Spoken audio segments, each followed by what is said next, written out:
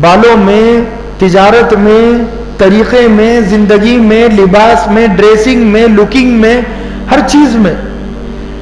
ये कैसे तुम मुसलमान हो कि तुम नबी को फॉलो भी करते हो और फिर नबी के खिलाफ भी चलते हो? बात समझ में आ रही? तो यहूदी पर अगर हम नजर डालेंगे तो यहूदी उनके नबी, उनके खुदा के खिलाफ भी चलते हैं जिन्हें वो कहते हैं। तो शादी की सालगिरह छोटी मोटी बात है, गुनाह है, हराम है। अब हमने बहन को बुलाया, भौने को बुलाया, वो नहीं आए, तो हालांकि निकाह और शादी दोनों में कोई जमीन और आसमान का फर्क है, कोई मवाजना नहीं है, कंपैरिजन नहीं है दोनों का।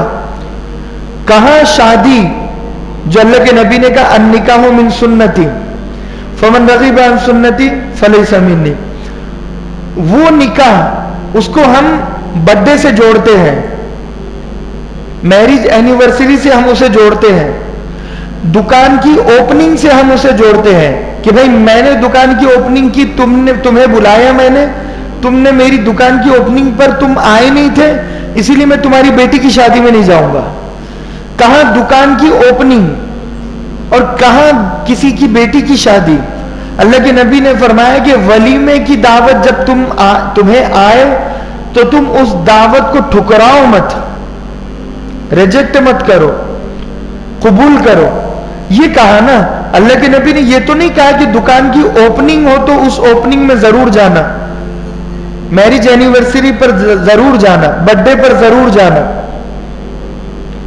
हम निकाह को बड़े हल्के में लेते हैं जाने पर। चलिए ये तो हो गई कि तुमने हमें बुलाया नहीं, हम तुम्हें नहीं बुलाएंगे। और एक चीज ये है, किसी को बुलाया मगर वो नहीं आया, अब उसकी कुछ तावील होगी बेचारे की, कुछ मजबूरी होगी उसकी जिसकी बिना पर वो नहीं आया। लेकिन उसको टारगेट बनाकर अगर हम उससे झगड़ा करते हैं तो अब हम गलती पर हैं। मुफ्ती मोहम्मद अजीजुर रहमान रहमतुल्लाह अलैह, जो दारुल देवबंद के मुफ्ती आजम थे साबिका, और ये मुफ्ती मोहम्मद शफी उस्मानी रहमतुल्लाह अलैह के उस्ताद मोहतरम थे, जिन्होंने फतावा दारुल देवबंद 10 जिल्दों पर लिखी है।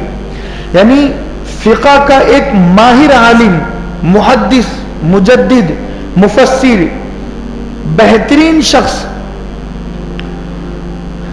तो मुफ्ती शफी उस्मानी रहमतुल्लाह अलैह फरमाते हैं कि मैं मेरे उस्ताद को देखता हूं, हालांकि इतने बड़े आलिम थे, बहुत बड़े आलिम थे, तो जब कोई उनसे मुलाकात के लिए आता तो उनसे कभी लड़ाई झगड़ा करता रफ़े यदैन के मसले पर।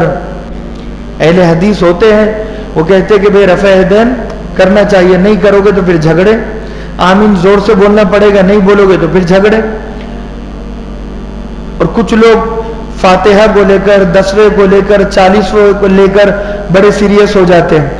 तो यहां पर फरमाया कि अहले हदीस अगर उनके सामने आ जाता और उनसे ये कहता ऐसा नहीं, ये ऐसा है, हालांकि उसकी कोई हैसियत नहीं हजरत के सामने, लेकिन हजरत उसकी तावील करते, तुम ऐसा कहना चाह रहे हो, शायद तुमने इस हदीस को ऐसा समझना चाहिए था, लड़ाई झगड़ा नहीं किया। रफ़े यदैन वाली हदीस को तुम्हें ऐसा समझना चाहिए था, ये रफ़े यदैन तकबीर तहरीमा वाला है, जो हम शुरू में हाथ उठाते हैं। रफ़े यदैन कहते दोनों हाथों का नमाज में उठाना।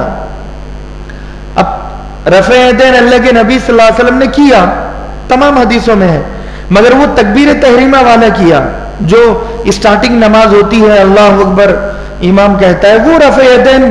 कई सहाबा ने कहा कि हमने अल्लाह के नबी को रफ़े यदैन करते हुए देखा, तो ये वाला देखा।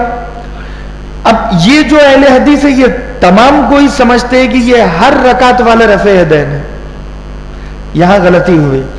तो वो हजरत को लड़ना झगड़ना चाहिए था।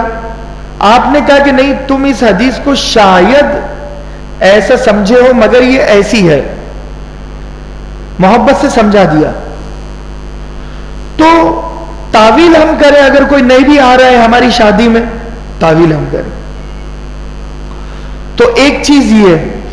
दूसरी चीज ये कि अगर मिसाल के तौर पर कि अगर कोई लड़ाई झगड़ा करता भी है तो हम उसके लड़ाई झगड़े को आगे ना बढ़ाएं। बाप की दुश्मनी बेटा भी निभा रहा है, बेटे की दुश्मनी उसके नीचे वाला भी निभा रहा है। जहां से झगड़ा निकला वहां खत्म, उसके आगे बढ़ाने की कोई जरूरत नहीं है।